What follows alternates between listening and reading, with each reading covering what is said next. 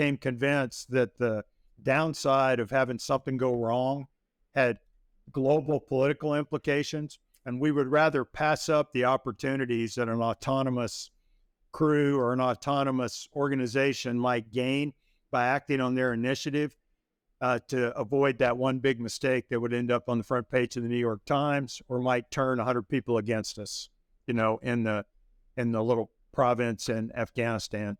And so we gradually raised approval levels up to where guys got used to chariot directs, to where you got to the point Right. that with the ROE in place over Syria and there's an Iranian drone that's going to positioning to attack, I'm going to wait for chariot directs. Even though I have the ROE, I have the rules to do it.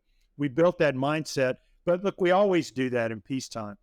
You may have heard me talk about the letters from Admiral King that I used with our squadron commanders. In 1940, Admiral King put a letter out that said, hey, we have taught our ship captains to wait for us to tell them what to do, where to do, when to do it, why to do it, and how to do it. And there's a war coming with Japan that we can't win if we let them operate that way. So I need you to take the blinders off, loosen the reins, realize they're going to make some mistakes, but let's make those now in peacetime instead of losing ships to Japan.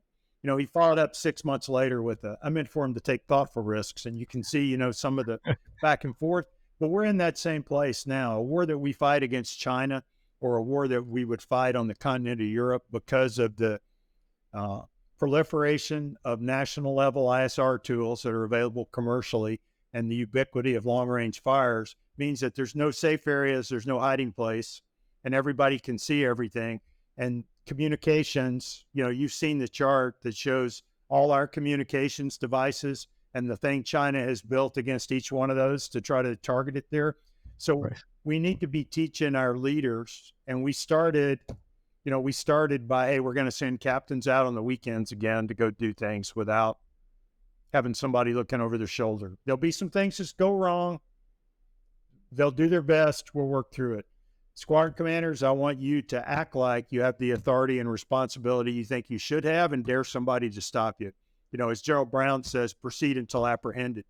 We've got to change that mindset, and we've got to push more autonomy down, because you're going to be out on a lonely island in the Pacific or out at a lonely piece of concrete in the trees in Poland somewhere, and there's not going to be anybody to tell you what to do or how to do it or why to do it.